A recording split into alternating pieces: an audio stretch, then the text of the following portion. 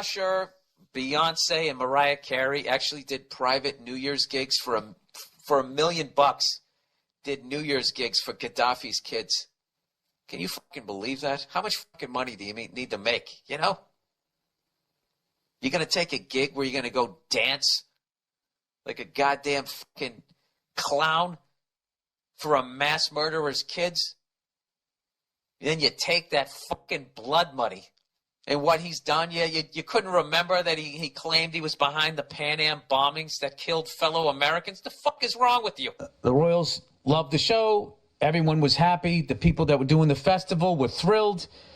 And, it was just this great positive thing. And I got to tell you, just to be a part of that was fucking amazing. And the comedians that I've been talking to just saying, like, dude, you can feel it. They wanted it. So it was a mind-blowing experience. Definitely top 3 experiences I've ever had. All right, so after years of Bill Burr trashing celebrities for taking blood money and railing against billionaires and ranting about wealth inequality, he decided to go to Saudi Arabia and accept money from the royal family, who are known for using modern slave labor, which he's being paid not to mention and help cover up. You know, when he got back, he only talked about how amazing Saudi Arabia was.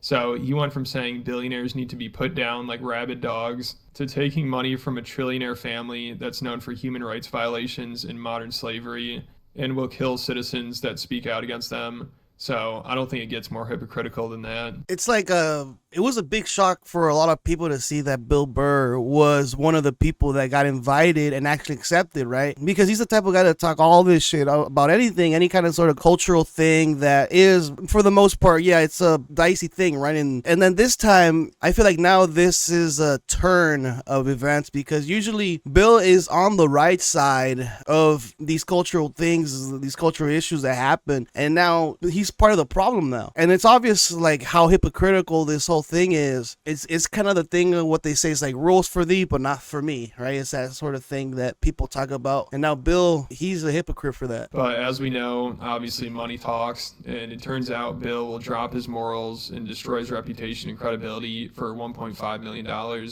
and now he's just getting cooked for it. People are so pissed at him and everyone doing the festival. Like, this has become a pretty big controversy, but out of everyone, Bill was definitely the most shocking for people. I mean, I don't think anybody is that surprised to see Tom Segura and Andrew Schultz taking the gig. So Bill, he's taking the most shit for this, you know, especially because of how hard he's just trashing the ruling class not too long ago. Like, I don't know how you could go from saying billionaires need to be put down to taking money from the Saudi royal family in less than a year. And it's not like Bill's career was falling apart and he desperately needs the money. I mean, he's already loaded. My new perspective is there's nothing wrong with being a billionaire, but if somebody is working 40 hours a week, 160 hours a month, and they can't make their rent, you're not paying them enough money. Maybe you should just be worth $900 million. Like, how does a CEO take a 8-figure bonus and none of your employees have dental insurance? They can't even go out and get a filling. Tired of hearing about people going to bed worried about what's going to happen next week. There is so much fucking money in this country, and there's so much work being done, you know. And if you work a full fucking week at a job, you should be able to pay your fucking rent. You shouldn't have to go out and get a fucking job and still be struggling. It's bad for the country. At least these fucking billionaires, they need to be put down. You know, like fucking rabid dogs.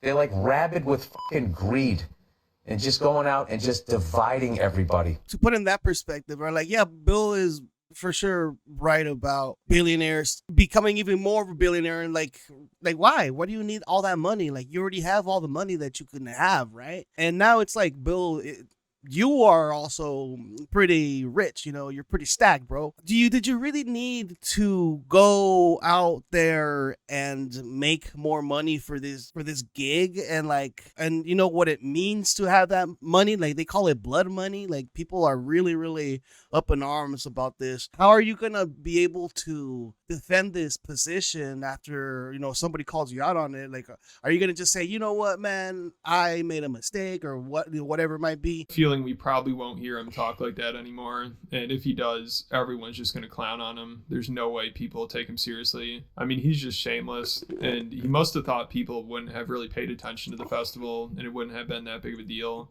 because this is such a bad look.